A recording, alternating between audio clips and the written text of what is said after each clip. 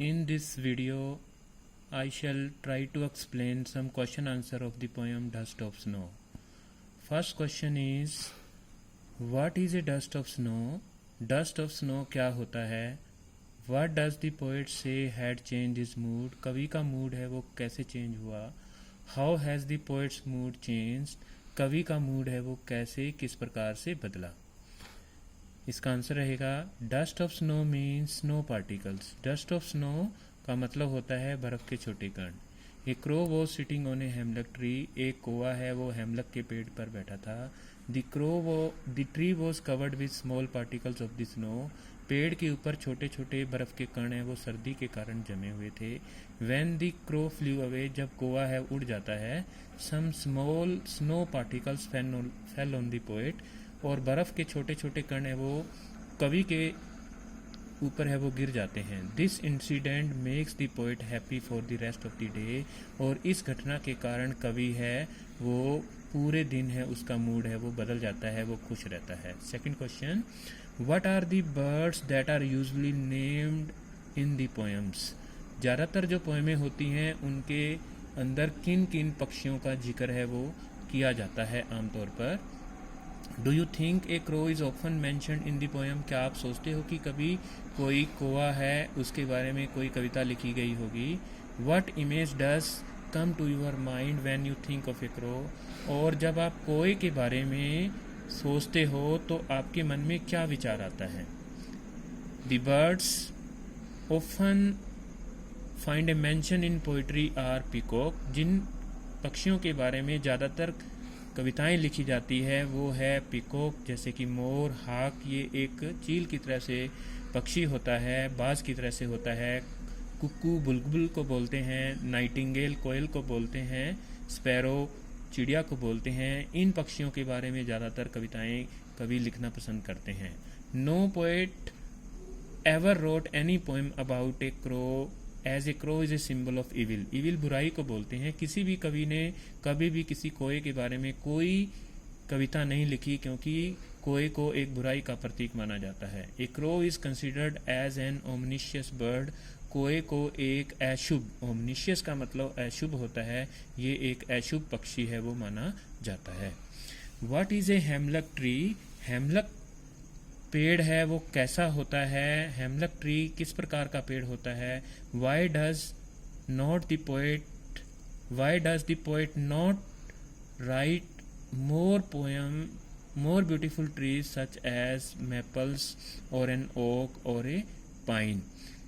कवि ने और ज़्यादा दूसरे जो सुंदर पेड़ होते हैं, जैसा कि पाइन का पेड़ होता है, ओक बलूत का पेड़ होता है, या मैपल का पेड़ होता है, उसके बारे में कवि ने कविताएं हैं वो क्यों नहीं लिखी हैं? A hemlock tree is a poisonous plant. Hemlock का जो पेड़ होता है वो एक पॉइजनस प्लांट होता है जिसके ऊपर सफ़ेद रंग के जहरीले फूल आते हैं। It is a symbol of evil, ये एक बुराई का प्रतीक होता है। It is considered as an omniscient plant, ये भी अशुभ माना जाता है। The poets prefer to write about pine, oak, daffodils.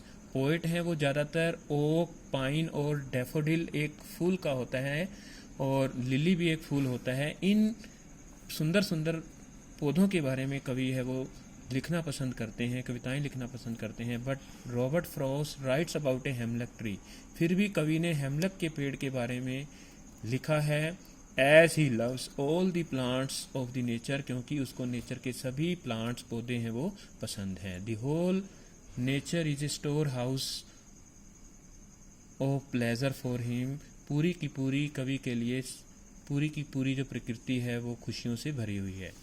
What do a crow and hemlock represent? Joy और सोरो। जो कौवा और हेमलक के पेड़ होते हैं वो खुशी को या दुख को प्रकट करते हैं। What does the dust of snow that the crow shakes off a hemlock tree stand for? जिस ओस के कणों को कोए ने पेड़ से हिलाया और वो कवि के ऊपर है वो गिर गए, उसका क्या अभिप्राय है? Crow and हेमलक tree represent Joy for the poet. कवि के लिए हेमलक ट्री और कोआ है वो दोनों ही खुशी का प्रतीक हैं। The poet takes the dust of snow shaken off a hemlock tree by a crow on him as a means of transformation of his mood from sadness to joy. और कवि के द्वारा जब बर्फ के छोटे कणों को हेमलक ट्री से हिला करके उसके ऊपर गिराया गया तो उसका जो मूड है वो उदासी से खुशी के अंदर प्रतीत हो गया। How does the poet regard nature in this poem in the poem dust of snow. Dust of snow poem के अंदर कवि है वो नेचर को किस प्रकार से लेता है। The poet has a deep regard for nature in this poem. इस पोएम के अंदर कवि है वो प्रकृति का बहुत ज़्यादा रिगार्ड करता है, उसका सम्मान करता है। The nature is a store house of pleasure. Pleasure खुशी होती है, प्रकृति है वो एक प्रकार से खुशी का बहुत बड़ा खजाना है। प्लेजर, जॉय और हैप्पीनेस ये सारे ही वर्ड खुशी के लिए आते हैं। For the poet every incident happening in nature has a deep significance for him. और कोई भी प्रकृति के अंदर घटना होती है इसका कवि के लिए बहुत ही महत्वपूर्ण होती है, वो घटना उसका बहुत ही गहरा मीनिंग होता है। He welcomes every incident happening in nature as a welcome for him. और नेचर के अंदर कोई भी घटना जो होती है वो उसका स्वागत करता है। अब इसका लॉन्ग क्वेश्चन है, वो एक ही लॉन्ग क्वेश्चन आपको करवाया जा रहा है और इसको आपने अच्छी तरह से करना है। और ये क्वेश्चन हमारा पोएम के सेंट्रल आइडिया या थीम या समरी के ऊपर है। क्वेश्चन ये बनेगा, व्हाट इज़ द थीम और सेंट्रल आइडिया और summary of the poem dust of snow. तो Robert Frost has a high regard for nature.